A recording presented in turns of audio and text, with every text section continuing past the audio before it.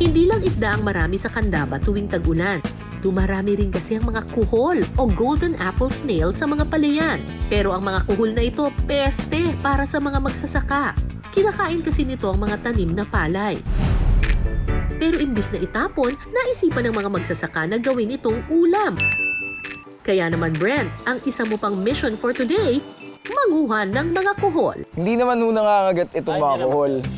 Pag kinuha mo sila, babalik sila sa sa shell nila. Hindi naman to parang mga scorpion, ganyan. Na nanunok lang. May ahas din po ba dito? Hala si Brent, puro kabiro. Huwag ka mag-alala, hindi ka ipapahamak ni Kuya.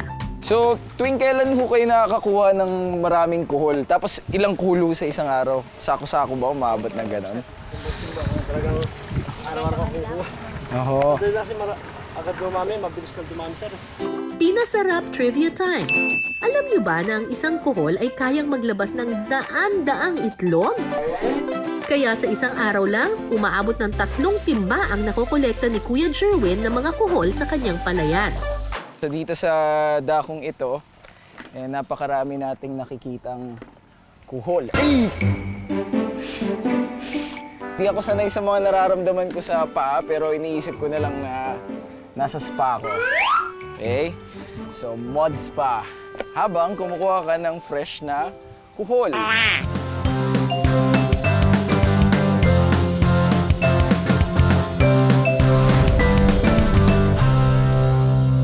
Ito na ang ating mga nakuha na kuhol dito sa palayan. So, ready na nating lutuin ito. Ang mga nakuhang kuhol, perfect na tinola ngayong tag-ulan. Sa isang kaldero, igisa ang luya, bawang, sibuyas at kamatis. Timplahan ito ng patis at saka ilagay ang mga kuhol. Para lahat ng lasa ng mga ingredients na nilagay natin kanina, ma-absorb ng suso. Gano'n po katagal pag nilagay mo na yan? Saglit lang kasi hindi pwedeng patagalin na sobrang kuluto kasi yung pinakalaman niya sa loob is coconut.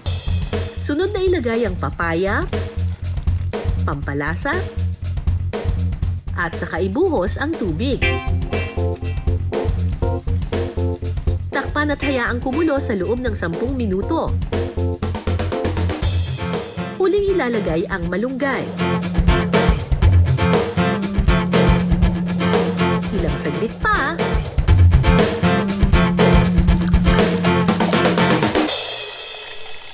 So, soup testing na. Bagay na bagay ito sa malamig at tag-ulan na weather.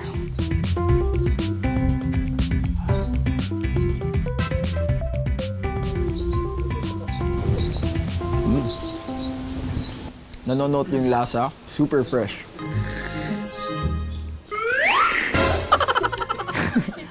Ganito. Oh, di ba?